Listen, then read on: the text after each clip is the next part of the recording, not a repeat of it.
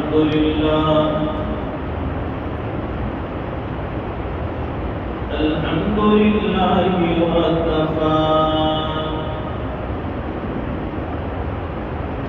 وسلام على عباده الذين اصطفى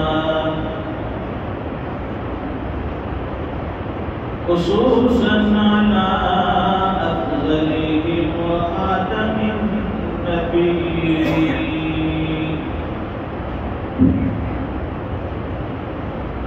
محمد الأمين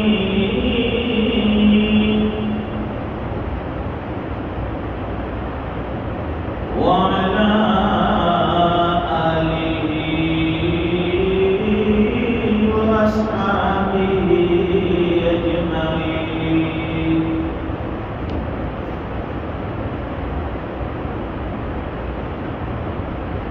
أما بعد فأعوذ بالله من الشيطان الرجيم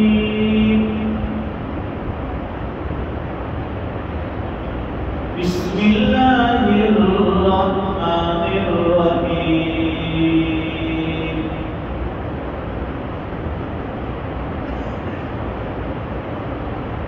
وسارعوا إلى مغفرة من ربكم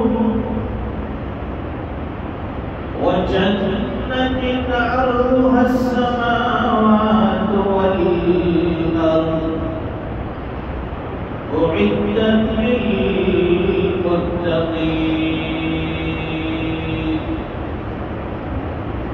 صدق الله العظيم اللهم صل على سيدنا ومولانا محمد وعلى آل سيدنا محمد وبارك وسلم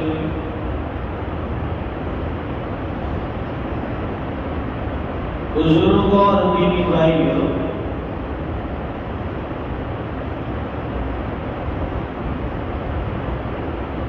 انسان جب اپنی حقیقت پر غور کرتا ہے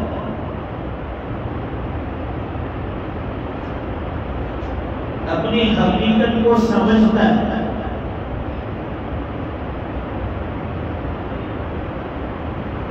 کہ کس طرح سے اسے اللہ تعالیٰ نے بنایا پیدا کیا،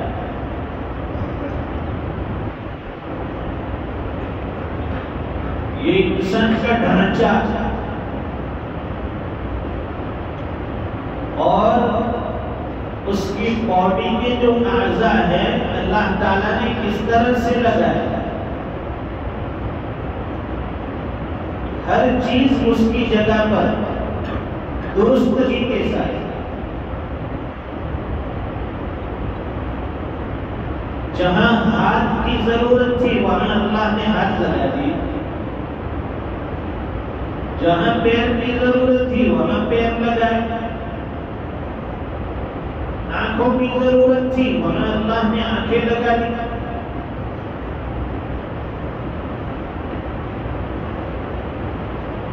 بہترین صورت میں اللہ تعالیٰ نے انسان سے یہ ڈھانچہ بنایا۔ اگر ہاتھ بجائے یہاں اوپر ہونے کے اس کو پیر کی جگہ لگا دیا جائے، پیر کو اٹھا کر ہاتھ کی جگہ لگا دیا جائے، دو آنکھوں میں سے ایک آنکھ پیچھے لگا دی جائے، ناک سامنے کی طرف ہونے کے بجائے پیچھے لگا دی جائے، تو انسان کتنا بھدا معلوم ہوتا ہے، اور یہ اس کے اعضاء جو ہیں کام کے نہیں رہتے۔ اس لیے اللہ تعالیٰ نے بہترین تخلیق فرمائی۔ قرآن کریم میں اللہ فرماتے ہیں لَقَدْ خَلَقْنَا الْإِنسَانَ فِي أَحْسَنِ تَقْوِيمٍ،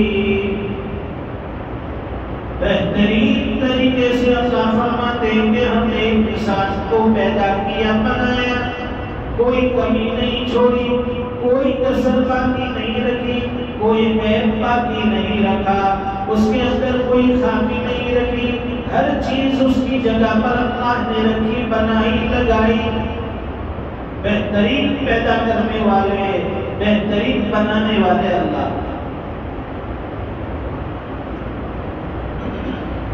فرماتے ہیں کہ انسان اپنی حقیقت پر غور کر لے، دنیا کو چھوڑ دے۔ یہ دنیا کی چیزوں میں سوچنا، سمجھنا، غور کرنا چھوڑ دے، صرف اپنی باڈی پر، اپنی ذات پر غور کرے، مجھے اللہ نے کس طرح سے بنایا۔ تو پھر اللہ کی قدرت، اللہ کی طاقت، اللہ کی ربوبیت، اللہ کی خالقیت پر اس کا یقین مضبوط ہو جائے گا۔ مثال کے طور پر آپ کے پاس ایک گاڑی ہو، آپ گاڑی چلائیں گے 2 مہینے، 4 مہینے، 6 مہینے، زیادہ سے زیادہ 1 سال، اس کے بعد اس کو ٹیوننگ کی ضرورت ہوگی۔ ٹیوننگ کرو بھائی، ٹین اپ کرو، گیرج میں لے جاؤ، اس کا آئل چیک کرو، اس کے سارے پارٹس چیک کرو، بریک چیک کرو، لائٹ چیک کرو، انجن چیک کرو، اس کا ہیڈ چیک کرو، ساری چیزیں چیک ہوگی، اور ان میں سے اکثر کے اندر خرابی آ جاتی ہے۔ بھائی فلاں پارٹ گیا ہے، فلاں پارٹ گیا ہے، فلاں چیز ڈالنے کی ضرورت ہے۔ 1 سال کے اندر یہ حال ہوتا ہے گاڑی کا۔ اللہ تعالیٰ نے انسان کی یہ باڈی بنائی اور اس کے اندر اتنے سارے پارٹ لگے، کان ہے، آنکھ ہے، ناک ہے، دانت ہے، ہاتھ ہے، پیر ہے، یہ باہر کا سسٹم ہے۔ اندر میں قیمتی چیزیں، انسان کے پھیپھڑے، اس کے گردے، اس کی کلیجی، کڈنی، اس کا لیور، یہ ساری قیمتی چیزیں لگائیں۔ لیکن کیا سال میں کبھی اس کی ٹیوننگ کی اور اس کی سروس کی ضرورت آئی؟ نہیں۔ اللہ ماشاء اللہ زندگی میں کبھی کبھار کوئی ایسی بیماری آ جاتی ہے کہ انسان کا کوئی عضو خراب ہو گیا۔ اللہ تعالیٰ نے اتنے قیمتی اعضاء عطا فرمائے، اتنے مضبوط اعضاء عطا فرمائے کہ جو زندگی بھر اس کو ساتھ دیتے ہیں، اس کے کام آتے ہیں۔ ان ساری چیزوں پر غور کرنے کے بعد انسان کو اللہ کے ایک ہونے کا یقین ہو جاتا ہے، اس کی طاقت کا یقین ہو جاتا ہے۔ انسان کے دل میں داعیہ اور جذبہ پیدا ہوتا ہے کہ جس خالق نے مجھے بنایا، جس مالک نے مجھے پیدا کیا، اس اللہ کی عبادت کرنی چاہیے، اس اللہ کے گن گانے چاہیے، اس اللہ کی وحدانیت کو بولنا چاہیے، اس اللہ کی یکتائیت کو گانا چاہیے۔ جب یہ داعیہ پیدا ہوتا ہے تو پھر انسان آہستہ آہستہ نیکی کی طرف آگے بڑھتا ہے۔ شیطان بڑا چالاک ہے، وہ ایمان والوں کو نیکی سے روکتا نہیں ہے۔ معلوم ہے کہ یہ ایمان والا ہے، نماز ضرور پڑھے گا، اس لیے وہ اس کے دل میں یہ نہیں ڈالتا ہے کہ مجھے نماز نہیں پڑھنی ہے، مجھے تلاوت نہیں کرنی، مجھے روزے نہیں رکھنے، بلکہ نیکی کا جو جذبہ پیدا ہوتا ہے اس جذبے کو تھوڑا سا ڈھیلے کرتا ہے، ٹال مٹول کرتا ہے۔ دل میں جذبہ پیدا ہوا کہ نماز پڑھ دوں، شیطان پھر اس کو پٹی پڑھاتا کہ آج چھوڑ دے، کل سے پڑھ لینا، آج یہ نیکی کرنا چھوڑ دے، کل سے کر لینا۔ پھر کل آتا ہے، پھر اس کے دل میں بات ڈالتا ہے کہ ابھی کل کر لینا، تو نیکی کا جذبہ اس کا شیطان ٹھنڈا کر دیتا ہے، اس کو نیکی کرنے نہیں دیتا ہے۔ اس لیے فرمائیں کہ جب بھی دل میں جذبہ پیدا ہو نیکی کا، کوئی داعیہ پیدا ہو، تو فوراً وہ نیکی کر لی جائے، ورنہ شیطان ہمیں نیکی سے روک دیتا ہے۔ بار بار ہمارے دل میں جذبہ پیدا ہوتا ہے، داعیہ پیدا ہوتا ہے، کسی کی مدد کرنا، کسی کو اچھی بات بتانا، کسی کا دکھ درد دور کرنا، کوئی جھگڑا ہو رہا ہے اس میں صلح کرا دینا، کہیں فتنہ ہے اس فتنے کو دور کر دینا۔ یہ سارے نیکی کے کام ہیں، ایک مومن کے لیے نیکی سے بڑھ کر کوئی چیز نہیں۔ تو جب بھی نیکی کا داعیہ پیدا ہو فوراً اس پر عمل کیا جائے۔ دیکھیے غزوہ تبوک کا موقع، اس پر صحابہ کرام کا مضبوط عمل، نیکی کا داعیہ پیدا ہوا فوراً نیکی کر۔ ہم لوگ ٹھنڈے پڑ جاتے ہیں، ایک دن کر لیا، دوسرے دن کر لیا، پھر چھوٹی۔ صحابہ کرام کا اس پر مضبوطی سے عمل۔ غزوہ تبوک کا موقع،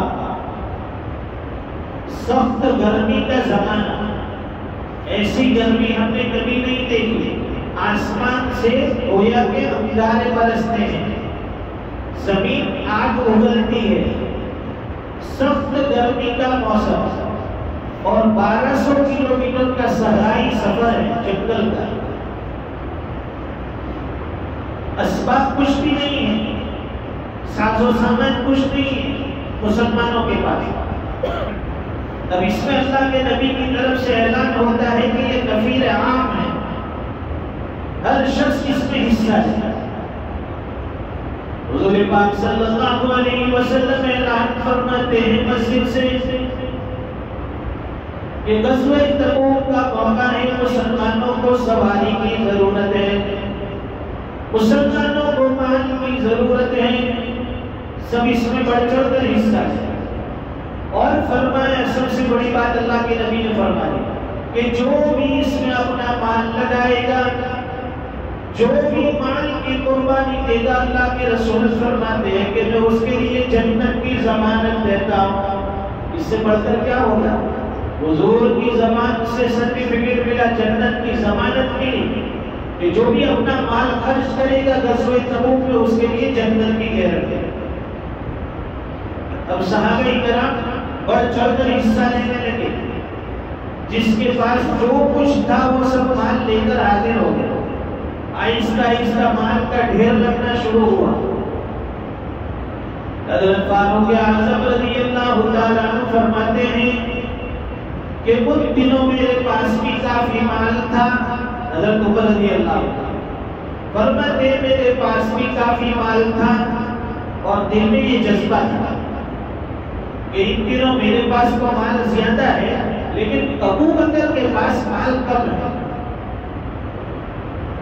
اب دل میں داعیہ پیدا ہوا کہ آج اچھا موقع ہے، چانس ہے، اس میں حضرت ابو بکر سے نیکی میں آگے بڑھ گئے۔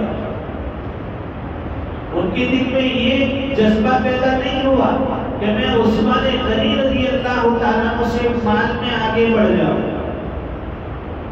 حضرت عمر کے دل میں یہ جذبہ پیدا نہیں ہوا کہ عبد الرحمن ابن عوف سے میں مال میں آگے بڑھ جاؤں۔ جذبہ پیدا ہوا تو یہ ہوا کہ آج میں حضرت ابو بکر سے نیکی میں آگے بڑھ جاؤں، بہترین چانس۔ یہ خیال ہے۔ حضرت عمر رضی اللہ تعالیٰ فرماتے کہ میرے پاس جتنا بھی مال تھا سارے مال کے 2 حصے کیے، ہر چیز کے 2 حصے۔ فرمائے کہ ایک حصہ میں نے گھر والوں کے لیے چھوڑا، اور ایک حصہ لے کر اللہ کے رسول صلی اللہ علیہ وسلم کی خدمت میں حاضر ہوا۔ حضور پاک صلی اللہ علیہ وسلم کے پاس صحابہ کرام مال لے کر آتے تھے، آپ ان کو برکت کی دعا دیتے تھے۔ جب حضرت عمر رضی اللہ تعالیٰ عنہ نے اپنا مال پیش کیا، حضور پاک صلی اللہ علیہ وسلم نے پوچھا کہ عمر گھر والوں کے لیے کیا چھوڑا ہے، گھر والوں کے لیے کیا باقی رکھا ہے؟ فاروق اعظم رضی اللہ تعالیٰ عنہ نے فرمایا، عرض کیا ہے اللہ کے نبی، جو کچھ تھا اس کے 2 حصے کیے، ایک حصہ یعنی آدھا گھر والوں کے لیے چھوڑا ہے، اور آدھا یہ آپ کی خدمت میں پیش کر دیا۔ حضور پاک صلی اللہ علیہ وسلم نے برکت کی دعا دی، عمر اللہ تیرے مال میں برکت ہے۔ اب حضرت عمر انتظار میں کہ ابھی ابو بکر کی باری آئے گی، وہ تھوڑا سا لائے، میں نیکی میں آگے بڑھ جاؤں گا، آج اللہ کے نبی کی دعائیں مجھے زیادہ ملیں گی۔ جب ابو بکر صدیق رضی اللہ تعالیٰ عنہ اپنا مال لے کر حاضر ہوئے، حضور پاک صلی اللہ علیہ وسلم نے پوچھا ابو بکر گھر والوں کے لیے کیا چھوڑا ہے؟ یہ نہیں پوچھا کہ کیا لے کر آئے، پوچھا کہ گھر والوں کے لیے کیا چھوڑا ہے۔ حضرت ابوبکر رضی اللہ تعالیٰ عنہ نے فرمایا کہ اللہ کے نبی گھر والوں کے لیے اللہ اور اس کے رسول کو چھوڑ کر آیا، جو کچھ گھر میں تھا، جتنا کچھ تھا، سارا کا سارا سمیٹ کر جھاڑو دے کر لے کر حاضر ہوا وہ اللہ کے رسول۔ حضور نے برکت کی دعا دی۔ حضرت عمر فرماتے ہیں کہ اس دن میں سمجھ گیا کہ ابوبکر سے نیکی میں آگے بڑھنا مشکل ہے، ناممکن جیسا ہے۔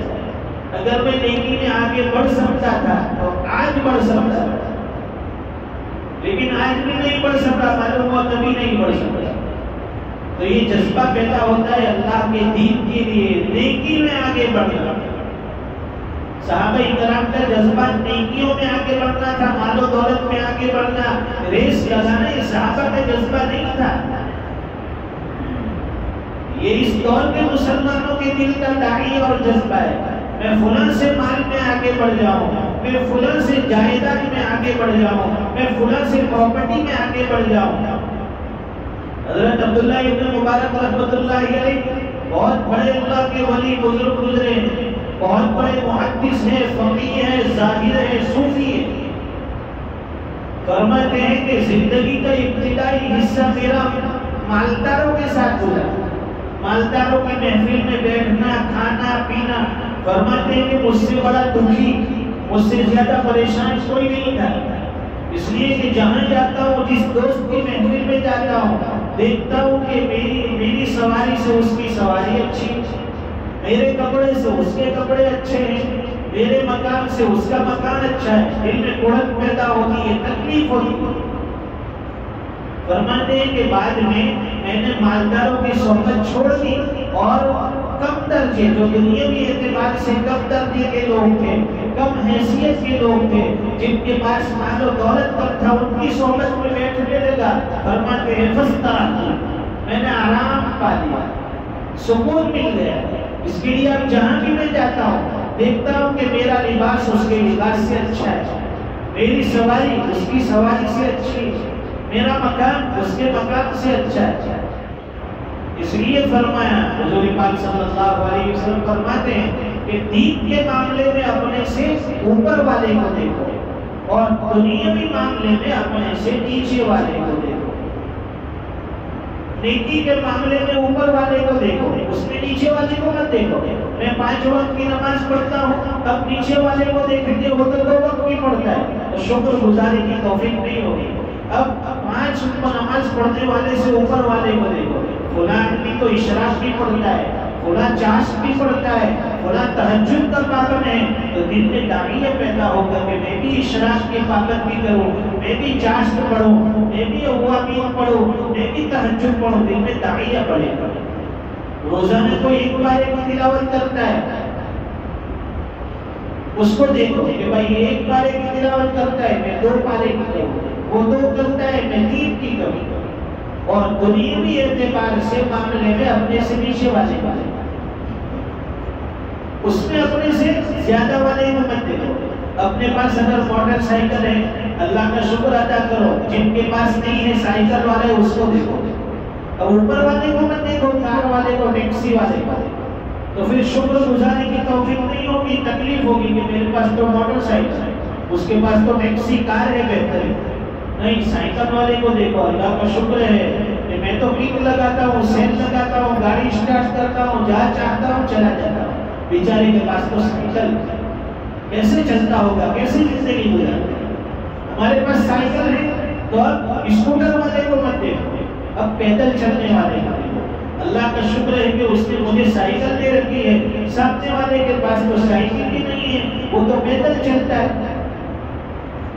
اس لیے قرآن کریم میں اللہ فرماتے ہیں وَسَارِعُوا إِلَىٰ مَغْفِرَةٍ مِّن رَّبِّكُمْ وَجَنَّةٍ عَرْضُهَا السَّمَاوَاتُ وَالْأَرْضُ أُعِدَّتْ لِلْمُتَّقِينَ۔